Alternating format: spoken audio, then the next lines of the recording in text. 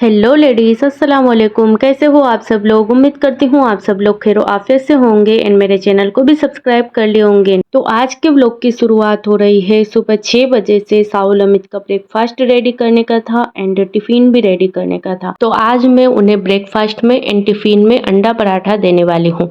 तो सबसे पहले मैंने अंडे में अपने घर के तीनों जो बेसिक मसाले हल्दी, धनिया, लाल मिर्च पाउडर एंड थोड़ा कोथिमीर डाला एंड मैगी मसाला डाला, क्योंकि मैगी मसाले से अंडे की बास नहीं आती है।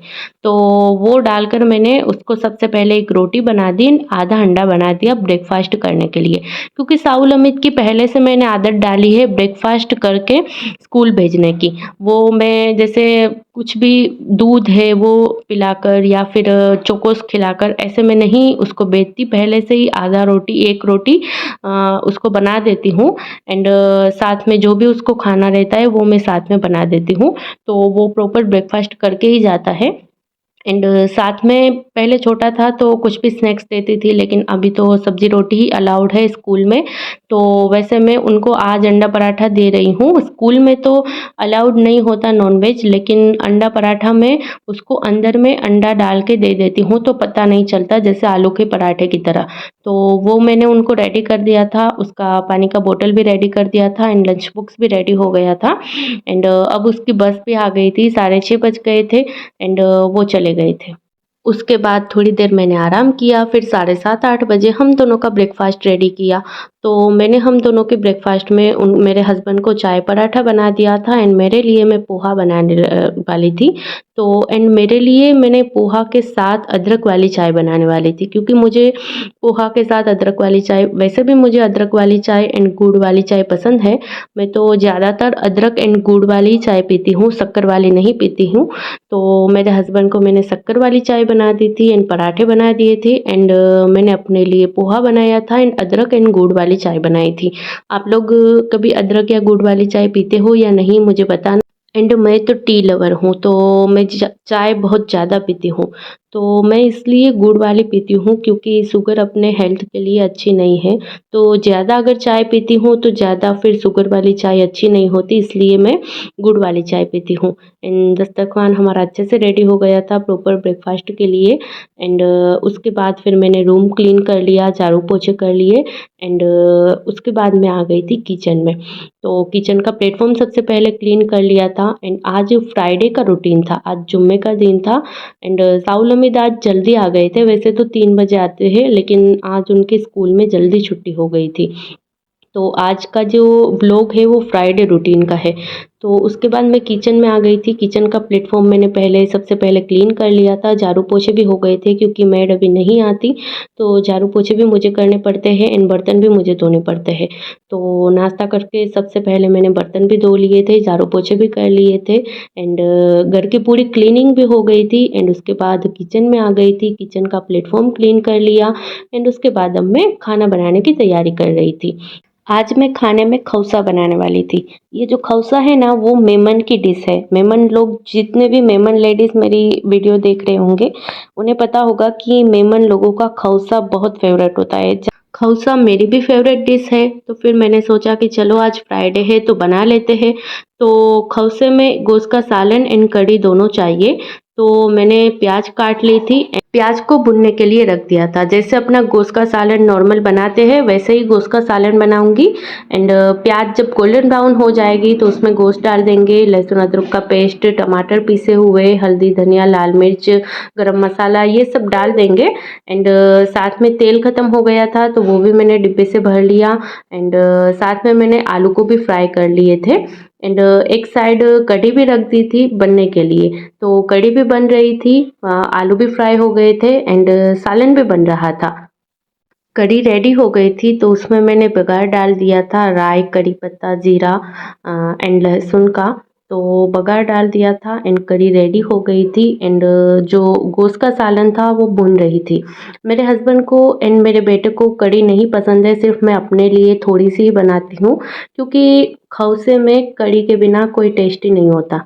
एंड उन लोगों को सिर्फ वो तो गोश्त के सालन के साथ एंड जो आलू फ्राइज होती है उसके साथ ही खौसा खाते हैं। उन लोगों को कड़ी नहीं पसंद है। सिर्फ मैं अपने लिए थोड़ी सी ही कड़ी बनाती हूँ।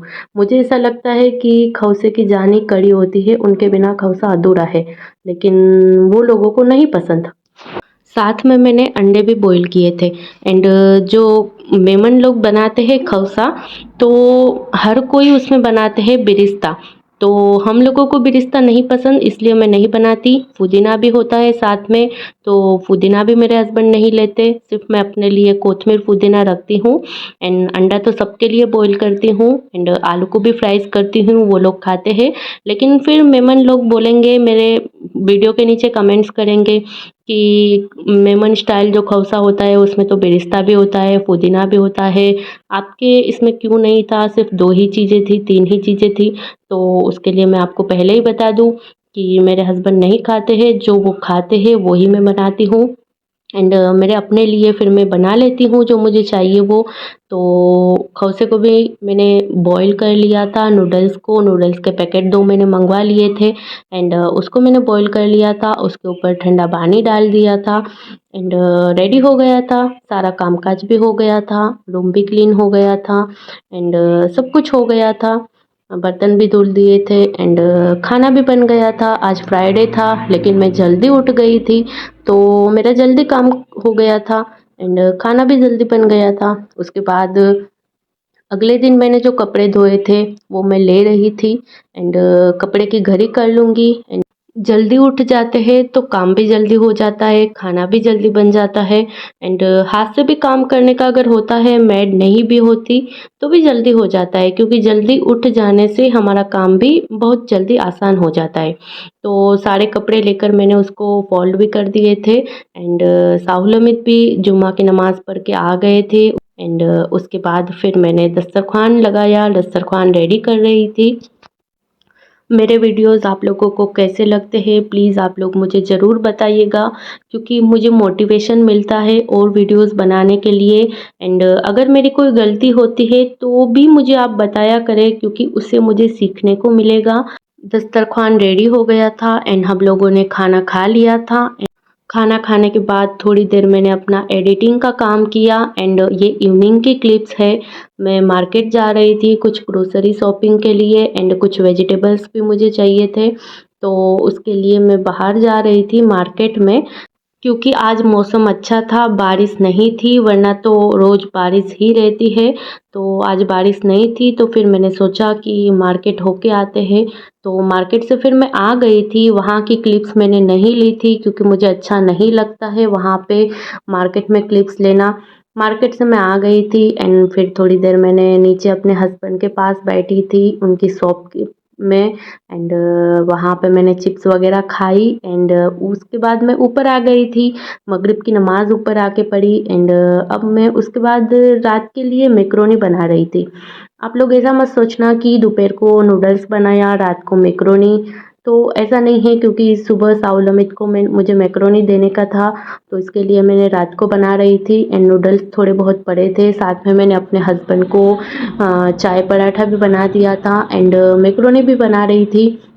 साहुल अमित के स्कूल में मैकरोनी भी अलाउड तो नहीं होती है, लेकिन सैटरडे हाफ डे होता है तो उसमें मैं कभी-कभी दे देती हूँ।